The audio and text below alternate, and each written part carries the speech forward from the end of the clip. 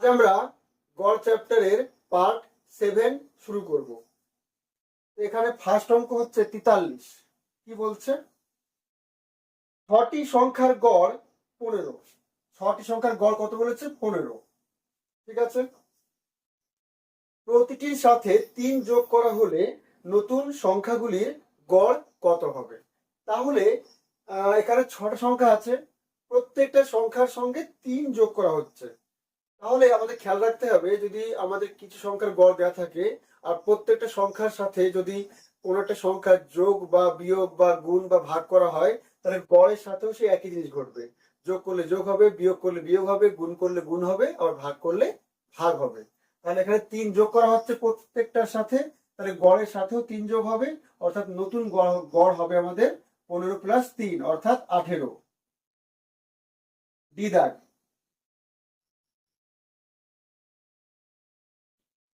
44 কি বলছে? 7টি সংখ্যার গড় কি বলেছে? 12। বলছে প্রতিটি থেকে 4 বিয়োগ করলে নতুন গড় কত হবে? তাহলে একই জিনিস, তাহলে আমরা যদি প্রত্যেকটা থেকে 4 বিয়োগ করি তাহলে গড় থেকেও 4 বিয়োগ হবে, অর্থাৎ নতুন গড় হবে আমাদের 12 - 4 অর্থাৎ 8। 44 সি। 45 কি বলছে? 5টি সংখ্যার গড় 50। প্রতিটির সাথে 2 গুণ করলে 5টি সংখ্যার গড় 50, প্রতিটির সাথে 2 গুণ করলে নতুন গড় কত হবে? তাহলে এটাও সেই একই, তাহলে প্রত্যেকটার সাথে 2 গুণ করলে তাহলে গড়ের সাথেও 2 গুণ হবে, অতএব নতুন গড় হবে আমাদের 50 × 2 অর্থাৎ 100 হবে। 45 বি। 46 কত হবে? 12টি সংখ্যার গড় 15। প্রতিটি সংখ্যাকে 3 দিয়ে ভাগ করার পর নতুন সংখ্যাগুলির গড় কত হবে? তাহলে যেহেতু প্রত্যেকটাকে 3 দিয়ে ভাগ করা হচ্ছে, তাহলে গড়কেও 3 দিয়ে ভাগ করতে হবে, অতএব নতুন গড় হবে 15/3 অর্থাৎ 5।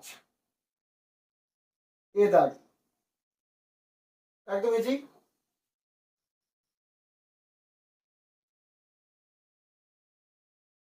47 কি বলছে? প্রথম 6টি 5-এর গুণিতকের গড় কত? 5-এর গুণিতক 6টা, মানে 5 অক্ষে 5, 5 × 2 = 10, 3 × 5 = 15, 4 × 5 = 20, 25, তারপরে 30। প্রথম 6টা বলেছে 1, 2, 3, 4, 5, 6। 5-এর গুণিতক অর্থাৎ 5-এর নামটায় যারা আছে, তাহলে এই কটা আছে প্রথম 6টা, তাহলে এদের গড় চেয়েছে। তাহলে এদেরকে আমরা সবাইকে যোগ করে 6 দিয়ে ভাগ করে দিতে পারি, এটা একটা করতে পারি। আরেকটা হচ্ছে দেখো এখানে সবার গ্যাপ দেখো 5 5 করে। যদি আমরা আরেকদিন বলেছিলাম যে কিছু সংখ্যা যদি মাঝখানের যে তফাৎগুলো আছে এটা সমান থাকে, তাহলে গড়ের সূত্র হচ্ছে প্রথম প্লাস লাস্ট বাই 2, অর্থাৎ 5 + 30/2 অর্থাৎ 35/2 অর্থাৎ 17.5। 17.5 বি দাগ। 48 এখানে কি বলছে? একটি অফিসে অফিসার ও কর্মীদের সকলের বেতনের গড় 8,000 টাকা। 7 জন অফিসারের গড় বেতন 12,000 টাকা এবং বাকি কর্মীদের গড় বেতন 6,000 টাকা। ওই অফিসে কর্মী সংখ্যা কত? তাহলে ধরে নিচ্ছি ওই অফিসে এক্স জন কর্মী আছে, কর্মী সংখ্যা আছে এক্স জন, মানে অফিসার আর এমনি সাধারণ কর্মী মিলে টোটাল কর্মী আছে এক্স জন। তাহলে এদের গড় বেতন কত বলেছে? 8,000। তাহলে মোট কত হবে? x × 8,000। ঠিক আছে। 7 জনের বলেছে গড় বেতন, 7 জন অফিসারের গড় বেতন কত বলেছে? 12,000। তাহলে ওদের মোট কত হবে? 7 × 12,000 প্লাস, তাহলে বাকি থাকছে কত কর্মী? মোট হচ্ছে x জন ছিল, তার থেকে 7 জন বেরিয়ে গেল, তাহলে x - 7 পড়ে আছে। এদের গড় বেতন কত? 6,000। তাহলে এটাও টোটাল, এটাও টোটাল, তাহলে এটা সমান হবে। দ্যাট ইজ 3টে থেকে আমি 3টে শূন্য কেটে দিচ্ছি, তাহলে এখানে 8x পড়ে থাকবে, আর এদিকে 7 × 12, 7 × 12 = 84 হবে, প্লাস এখানে 6 পড়ে থাকবে, 6x থাকবে minus 6 × 7 = 42, that is 8x - 6x, আর ওদিকে 4 থেকে 2 বাদ দিলে 2, 8 থেকে 4 42, দ্যাট ইজ 2x = 42, x = 21 × 2 = 42।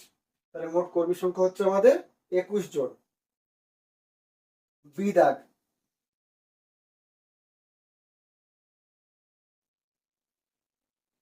49 কি বলছে? এক বিক্রেতার 40টি বই ও খাতার গড় মূল্য 31 টাকা 25 পয়সা।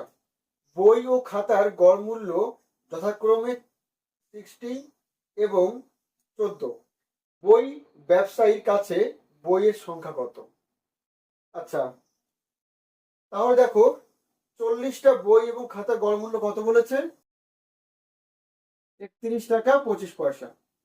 ঠিক আছে, তাহলে মোট কত হবে? 40 ইন্টু এটা, এটা হচ্ছে মোট দাম। বই ও খাতার মানে বইয়ের গড় মূল্য কত বলেছে? 60 টাকা এবং খাতার গড় মূল্য 14 টাকা। বই ব্যবসায়ীর কাছে বই কতগুলো আছে? তাহলে ধরে নিচ্ছি বই আছে এক্সটি, তাহলে এক্সটি বইয়ের গড় মূল্য কত বলেছে? 60 টাকা।